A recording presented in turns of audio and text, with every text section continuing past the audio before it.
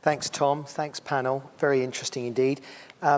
Conscious of time, I'd like now to introduce my friend Ruth Paley.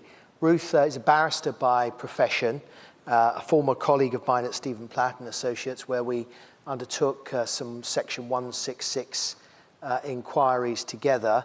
And she went on to much bigger and better things. She's now a partner at Eversheds in London, where she focuses exclusively on financial regulation and financial crime. Ruth, thanks very much for sparing the time. Thank you, Stephen. Hi, everybody. I think I've got some slides. Press this button. Here we go. Got an agenda. I'm not going to spend too long on any of these topics because it's going to be a bit of a whistle-stop tour. But very happy to take questions at the end if anybody's got any burning desire to know more. I think the first thing that I'll talk about is this new offence of failure to prevent fraud and some changes under the Economic Crime and Corporate Transparency Act to the identification principle and codification of that. Let's talk first about the failure to prevent fraud offence. Just a quick tour of these new provisions. You're probably already familiar with it, but it just bears a little bit of a recap, I think, because it's a reasonably draconian power. Now, the failure to prevent fraud offence doesn't apply to everybody, but it will be an offence for an in-scope corporate organisation if a person associated with it commits any one of a long list of fraud-type offences, and if that organisation doesn't have in place reasonable prevention procedures. The offence, the statute which gives rise to this is in force, but we're waiting for some guidance to be published. And until that guidance is published, and that's expected imminently, until that guidance is published, we're a little bit in prediction mode, I think, for what it will cover. But we can have a good stab at that, and I will tell you a little bit about what I think reasonable prevention procedures will amount to. But who's in scope? So the offence applies to what we call large organisations. You've got to meet 2 or more criteria in the financial year immediately before the alleged fraud offence takes place.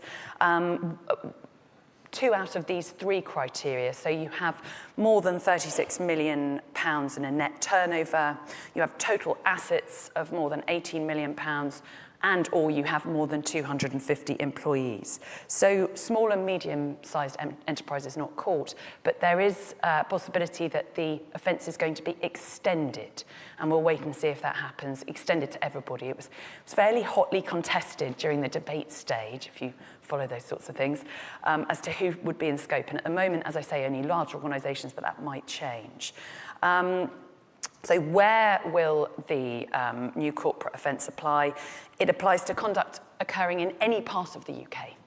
And it will also reach beyond the UK. So where the conduct targets UK victims, even where the organisation or the employer is not in the UK and they're based overseas, that could potentially be caught. And I think we would look at as well, how would the new corporate offence be committed? It's going to apply where an employee, an agent, a subsidiary, or other service provider for a corporate organisation commits what we call a fraud offence, intending to benefit the organisation or for the benefit of any person who provides service on behalf of the organisation. Bit of a mouthful. Benefit isn't defined, but it is not restricted to financial benefit. And it's also important to know that it includes aiding, abetting, counselling or procuring the commission of a listed offence. And it's also not vital for anybody to actually be prosecuted for that fraud offence, somewhat counterintuitively, for the organisation to fail to prevent it. So that's also a bit worrying. And it will also be possible for the new corporate offence to be committed even where there is no knowledge of the fraud by the management of the corporate organisation. It's not going to cover circumstances where the corporate itself is the victim of the fraud committed by the employee, agent, etc. So where you're a victim as a corporate, you won't be in scope. And you will have a defence if you can demonstrate on the balance of probabilities that you had in place such prevention procedures as it was reasonable in all the circumstances to have in place. So I think it's important, as I say, yeah, I've gone over that slide, but it's important, I think, to think about what are the component parts of fraud. Because I think a lot of people, when this offence first was being discussed, were asking, well, if the company is a victim, it won't be in scope. So how frequently will it be that an employee commits an offence for the benefit of the corporate? And I think it's wider than you might suppose on first reading. And I think in order to put that in context, it's, as I say, instructive to think about the components of the Fraud Act. So in order to commit an offence of fraud, you need to dishonestly make a false representation intending to make a gain for yourself or another, or to cause another a loss. And so that is made out as soon as the representation is made. So as soon as you dishonestly make your false representation with your intent, you commit the offence. And so I think, thinking about the sorts of activity that could be caught, actually, that's very, very wide. And we only have to think about things like emission scandals or ESG representations that turn out not to be entirely accurate. Things like representations or warranties in transaction documents, disclosures to the market, as you might have in prospectuses or annual reports, statements made by directors to shareholders, for example, during investor calls, insurance claims made by the company, the preparation of accounts or other financial statements, so, cooking the books or whatever, reports and applications to regulators. Advertising and sales activities is huge, so things like PPI mis-selling, potentially. And we've had inquiries on the advisory side. We've had inquiries from home builders who say they've got an energy efficiency rating for their home that they're selling, or the product that they're selling. A tumble dryer is category A energy efficiency rating. And so when you look at these provisions in that context, actually, they do start to create, I think, issues for firms as to making sure that the reasonable prevention procedures are not incentivizing those who work in the organisation to make, as it were, dishonest false representations to customers and to other third parties. Potentially very serious, because the consequences for firms are unlimited fines and, of course, potentially unlimited reputational damage as well. So you guys probably be aware of that offence. It's imminent. The guidance is imminent. I've been saying that for about 9 months. So it's going to come any day now. But the word on the street and the ear to the ground is that the guidance will be published very, very soon. Keep an eye out for that, and think about what the reasonable prevention procedures might look like. It's the usual stuff that you'll be familiar with from your bribery, anti-bribery programs, anti-corporate facilitation of tax evasion. So things like tone from the top, training, policies, procedures, due diligence, risk assessments, that sort of thing. Once the guidance is published, it will be a useful tool for you to do that reconciliation of your policies and procedures. I'm going very slowly. So I'm going to talk briefly about criminal liability for corporates arising from this new Section 196 offence under the Economic Crime Corporate Transparency Act as well. This reform came into force at the end of last year, and it has codified the long-standing common law doctrine of the identification principle, which is that a company can only be held criminally liable if it can be proven that the directing mind and will of the company committed the offence. So it's been historically quite difficult to prosecute corporates for economic crime, particularly where there's a complicated decision-making process. And this new reform is designed to make that easier. So a corporate entity or a partnership will be guilty of an offence now where a senior manager acting within the actual or apparent scope of their authority commits one of the relevant offences, or an economic crime offence, and I'll tell you what they are in a minute. Now, a senior manager is an individual who plays a significant role in making decisions about how the whole or substantial part of the organisation, the activities of the organisation are to be managed or organised. It's worth looking at that definition. It's a bit of a mouthful, but worth thinking about who will be a senior manager, because we'll all have ideas about what constitutes a senior manager. Newsflash, that does not equate very neatly with what we know about senior managers and certification regime in the UK. It's a lot wider. A senior manager will be determined, so who is a senior manager will be determined by what they actually do in practice and not by their title or their role, and not even necessarily an employee of the organisation. In fact, could be a consultant or an officer or another third party. As I say, much wider than the SMCR definition, and worth giving some thought to who will be a senior manager within your organisation and mapping that out. Everybody's caught by this offence. Almost all corporate entities will be caught by this new offence, and partnerships. There's no large organisations rule as there is with the failure to prevent stuff. The offences which a senior manager might commit to give rise to liability are offences such as cheating the public revenue, Theft Act offences, Fraud Act offences, Bribery Act, FSMA offences, terrorism, Proceeds of Crime Act offences, all of the primary money laundering offences, Companies Act, Financial Services Act offences, and some of the Sanctions and Anti-Money Laundering Act offences as well, including the offence of being bribed.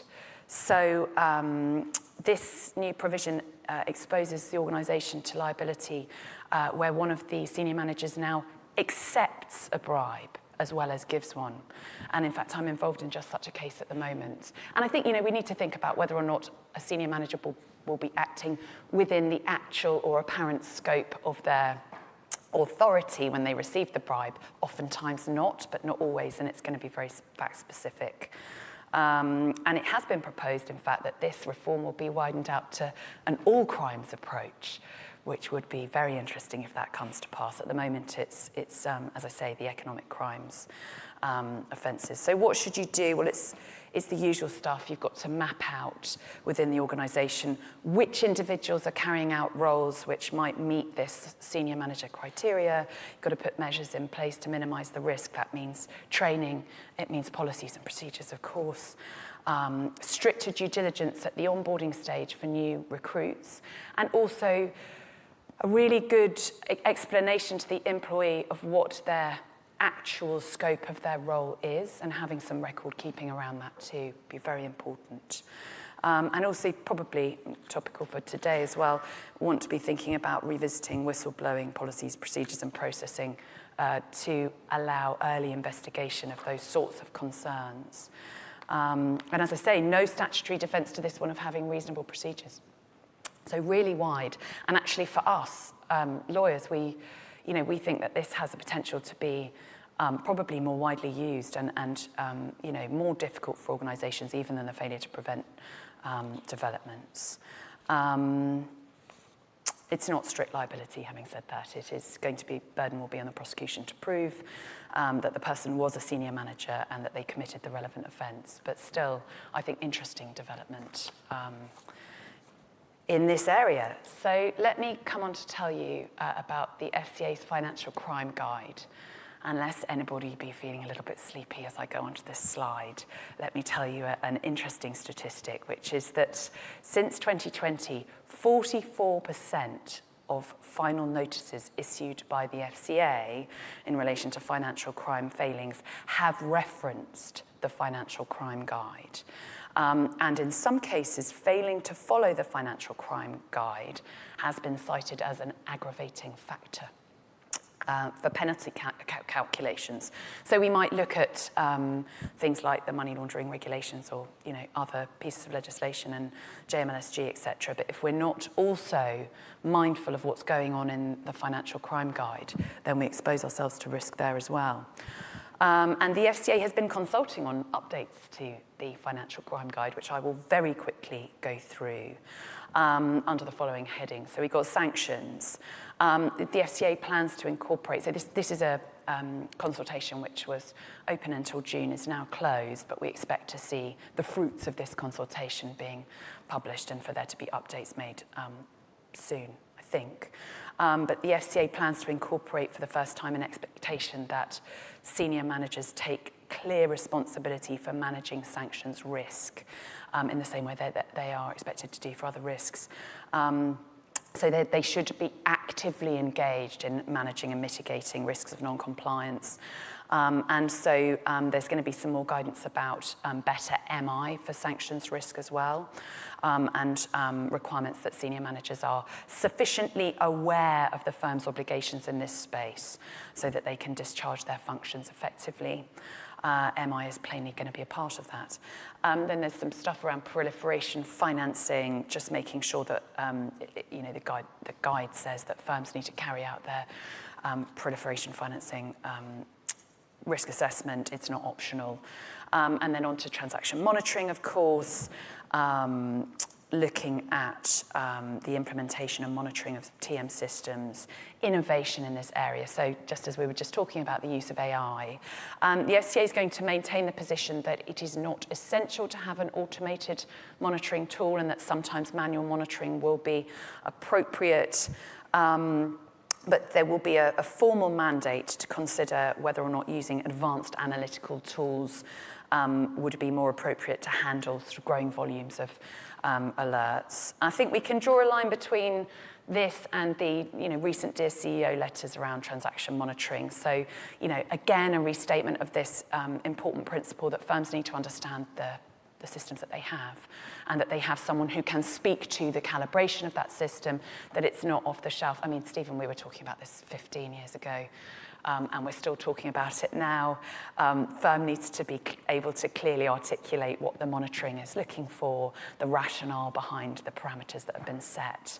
And then some other bits about crypto assets, just making clear that crypto asset firms registered under the money laundering regs need to consider the financial crime guide.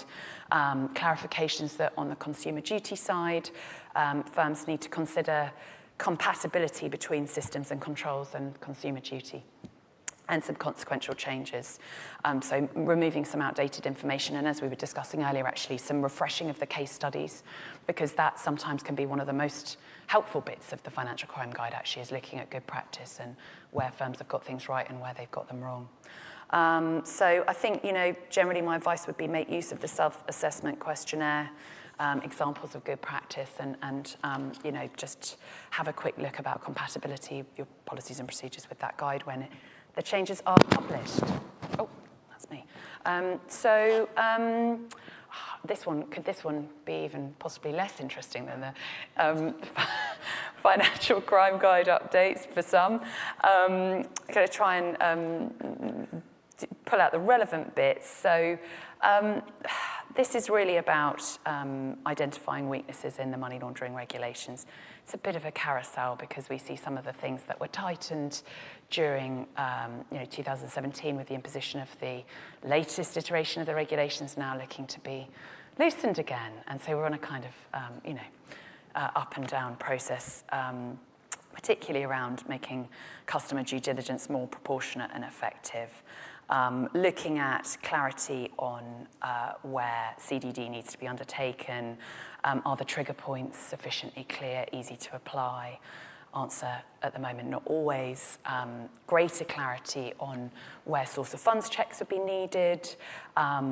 Looking at the definition of acting on behalf of a customer. Looking at whether or not mandatory enhanced due diligence should now be non-mandatory. And looking at that, particularly the bit of Regulation 33, which says that you must conduct EDD wherever a transaction is complex or unusually large, which I think a lot of organisations will struggle with because, you know, you will have a kind of benchmark for some transactions, and some transactions will be outliers. So where a transaction is unusually large, you know, that's historically been quite a difficult thing to pin down. And indeed, you know, a lot of the time transactions will be complex for good reason. And thinking that, you know, how we reconcile that with the need to apply EDD, I think that's probably going to be a welcome change. And again, further carve-outs for the application of simplified due diligence. As I say, the 2007 regs was you know, more permissive in that regard. 2017 tightened it up, and now we're looking at whether or not we loosen it off again. And I think that would be welcome. But again, so much of this is going to be about record keeping. And then just some carve-outs really from the requirement to assure that no transactions are carried out before new customers' identities are verified. And I think that speaks to a lot of noise in the industry around kind of frictionless customer journeys. And this, you know, the migration of customers from one product to another or between organisations, and, you know, the need to do CDD, as we've already talked about extensively this morning, whether or not there can be a kind of mitigation in when that needs to occur. Bit of strengthening system coordination. Should Companies House be added to the list of bodies with whom AML supervisors must cooperate? I mean, obviously, yes. How regulated firms should use the National Risk Assessment, which is published, and what they should say about that when they're using it in their own risk assessment processes. A bit of clarity on the scope of the MLRs, and reform of registration requirements for trust registration services. So I think that, again, consultation's closed, but we wait to see when the results of that will be published. There was a consultation last year on supervision, which we still haven't, as far as I'm aware, we still haven't seen the publication arising from. So I'm not sure that that's coming anytime soon, but we obviously keep an eye out for that because that may have real impacts on policies, procedures, controls, that sort of thing. So yeah, worth knowing about. FCA enforcement, just a quick, I guess, tour of what's going on there. We've seen a streamlining of the FCA's caseload. So what we had seen a few years ago was an open approach to looking into conduct and, you know, the opening of a large number of investigations. And we see now a streamlining of that. So 70 cases closed since June 2023, 155 cases closed overall. Overall reduction in enforcement cases, which is reasonably pronounced, 15% compared to the year prior. And 161 criminal cases open, 153 regulatory cases open. Of the 150 so cases closed in the last, I think, financial year, 104 of those cases were closed without any action being taken at all. And of that number, even fewer, so 28, resulted in enforcement. And I think that, you know, that reflects what we already know, which is the risk is not necessarily in enforcement. The risk is in, you know, the reputational damage that might occur from having been subject to the investigation. Particularly now we see the proposals to publish more information about firms under investigation, and the cost of defending those investigations and the interruption that they cause to BAU. And I think, you know, we see that as well in the length of the average length of the investigations. 43 months on average to complete an investigation, resulting in no action, I think, and contested investigations took 56 months on average. So really approaching 5 years, that's a long time to be under investigation. It's a long time to be responding to requests and engaging with the regulator. And that really, I think, for us is where the risk lies. So some interesting stats there. Conscious of time. Yeah, so a couple of recent NCA Investigations and Enforcement case called World Uyghur Congress and the NCA, which the Court of Appeal, in that case, Court of Appeal held that the NCA's decision not to open a money laundering investigation into the trade of cotton in the UK from forced labour, the decision not to open that investigation was unlawful. And I think the significance of this case, and I won't go into it in any great detail, but you can find a lot of commentary about it online, is that it raises the bar for supply chain monitoring in the UK, really. And UK businesses will now be, well, I mean, they always have been, but it is confirmed that they will be on the hook for money laundering offences under the Proceeds of Crime Act, where they deal in goods in circumstances where they know or suspect that there is criminality in the supply chain. And the fact that the goods have been acquired, and this is the difficulty, historically I think firms have felt comfortable that where they acquire those goods for adequate consideration, they may be able to avoid liability. This case makes clear that that may not be the case. You can't cleanse the product by paying the going rate for it. And in fact, there is going to be, I think, increased exposure to potential civil actions for recovery of proceeds of crime under POCA. And for firms, I think, you know, a wholesale reconsidering of liability under POCA with regard to supply chain issues and due diligence. I think a lot of businesses are now reflecting on the processes that they have in place to monitor supply chains and what steps they need to take if concerns about wrongdoing in their supply chains comes to light, and whether or not you take delivery of goods which you suspect have been tainted by human rights abuses or criminality, and or if you apply to the NCA or your local FIU for a defence against money laundering in respect of those goods. And even if you do, that won't, contrary to advice I think that's been given by lots of lawyers up until now, whether that will sort of, as it were, provide a break, as it were, for the criminal property element, and perhaps it won't. And just, I think, really thinking about putting in place processes to ensure that where concerns are being brought to your attention about supply chain issues, that they are escalated and appropriately considered, lest they contaminate you know, your actions. And it's quite interesting, and I've been to a few debates about this recently, and one of the things that was said was that, you know, sometimes firms might do all the due diligence they can on the supply chain, and they'll do spot checks and visits and, you know, perform audits, as it were, of suppliers. But what you can't avoid is, for example, activist bodies, particularly in things like counterintuitively, things like farming or agriculture, or you know, the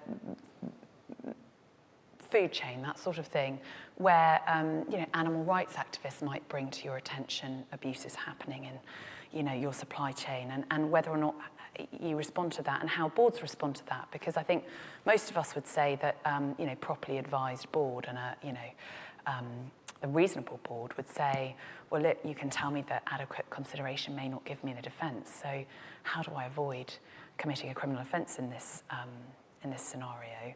And this is a relatively fresh judgment, and told anecdotally that there hasn't been a huge uptick in the receipt of suspicious activity reports and DAMOS by the NCA, but whether or not that holds, I think it will be very interesting to observe, because as we see, you know, the NCA trying to force a trend in the downward, you know, seeing fewer suspicious activity reports and better suspicious activity reports, whether or not this has the potential to interrupt that. I think we'll come back to Project Neptune. Actually, Stevens, I think you're going to ask me about that in a minute. It's a very interesting case about breach of the moratorium period and a salutary lesson to anybody involved in reporting suspicions of suspicious activity, suspicions of money laundering. I'm just going to say a little bit about the Dear CEO letter to Annex 1 firms. It's a relatively small cohort, that subset, Annex 1 firms, but part of a series of Dear CEO letters that we've seen over the last couple of years. Just really the same messages coming out again and again. So critical areas of concern around business-wide risk assessment, customer risk assessment, CDD, PMPs, governance and MI. And really what the FCA was saying in its letter was, firms are still not, despite it being 7 years on from the imposition of the latest set of money laundering regulations, still firms without business-wide risk assessment, still firms without proper customer risk assessments, still firms without proper CDD, policies and procedures. Do you even have working up-to-date policies and procedures? And, are you properly training, resourcing, keeping records of, what you're doing? Are you showing your workings? And it's sort of vaguely depressing to be standing up here, giving the same message that I've been giving for pretty much the entirety of my career, which is, if you don't write it down, it didn't happen. And the number of times I've said that is, as I say, it's pretty astonishing. So that was, I think, a pretty whistle-stop tour. Happy to come and sit down with you now, Stephen, and have a chat. Thanks, guys.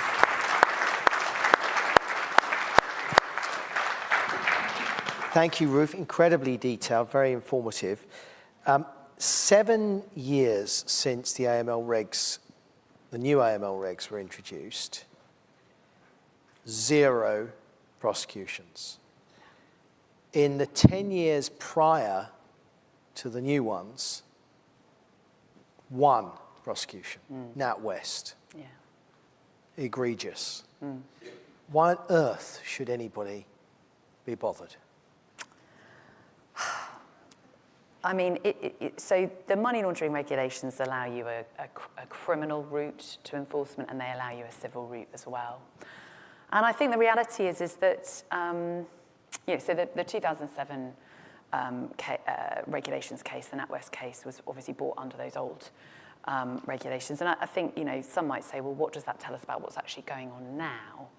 And I know there are certainly investigations into money laundering regulation breaches in the criminal arena, because we sort of periodically do Freedom of Information Act requests, and we see that they are ongoing. But we haven't seen one under the newest set of regulations yet. I'm sure we will, but it is not a piece of legislation which is being widely used. Despite, I think, a couple of years ago, the FCA saying that it would like to enliven the jurisdiction in this area. But the reality is that civil enforcement is, it's less consumptive of resources.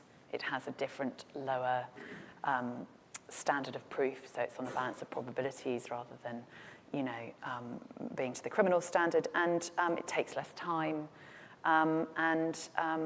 it achieves, one might say, the same results. And in fact, the civil penalties that we see in this space are, to an order of magnitude higher than we generally expect to see in the criminal arena. So I think there are reasons why we haven't seen enforcement of the money laundering regulations.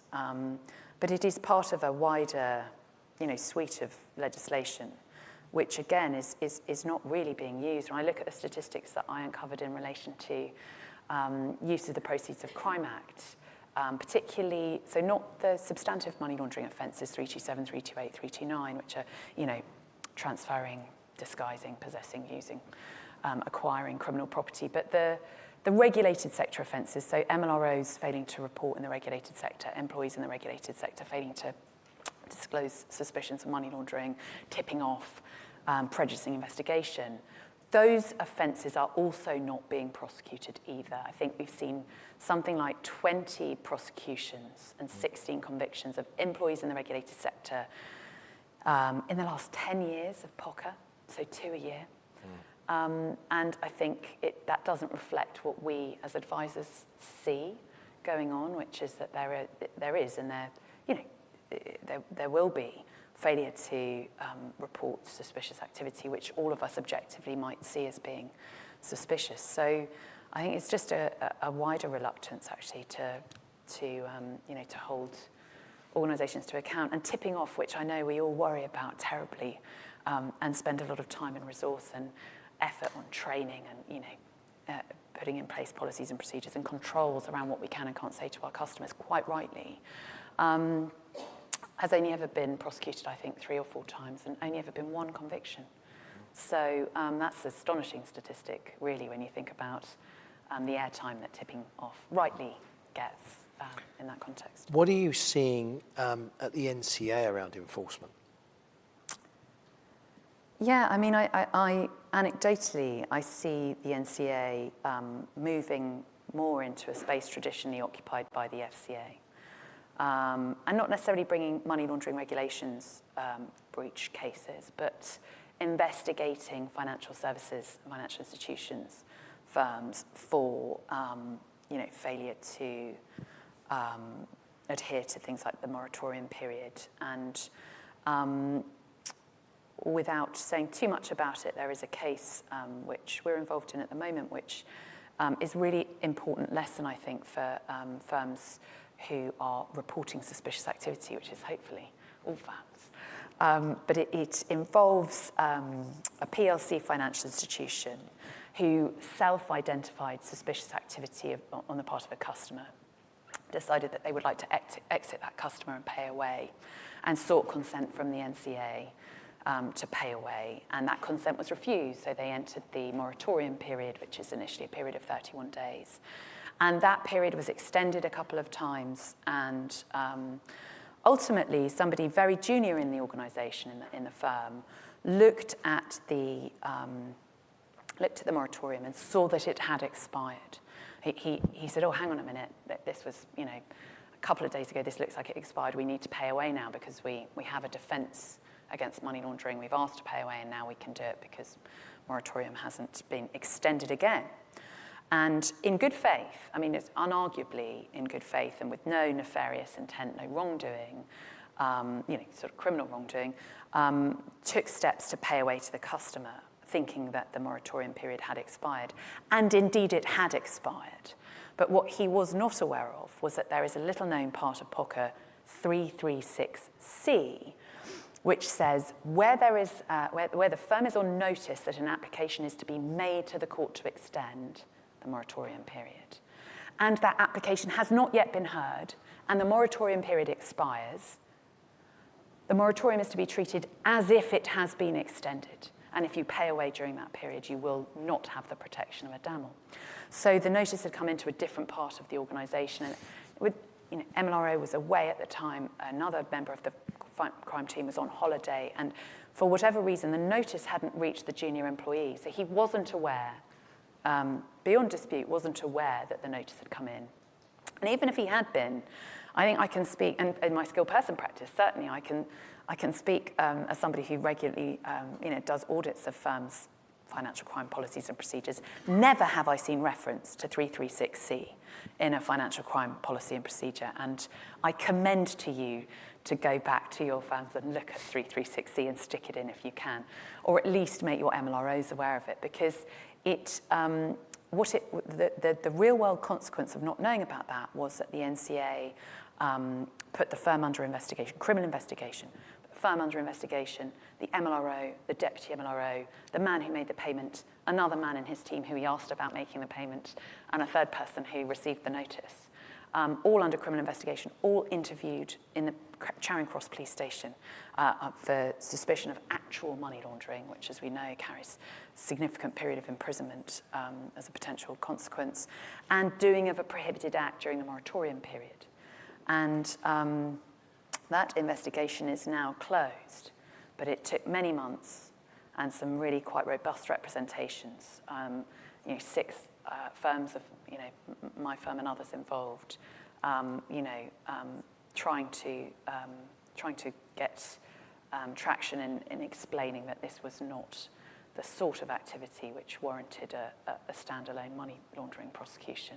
And in fact, we're all aware of instances where there has been a mistaken payment away during the notice period or the moratorium period. Doesn't it speak to them just going after the low-hanging fruit as opposed to the more complex, more difficult to prove, egregious acts committed by larger better resourced organisations. I mean, it's a joke, frankly. I think it's interesting because the NCA historically is a sort of, they're interested in drug trafficking and people trafficking and very serious and organised crime, and that, those aims are very important and, should obviously be investigated.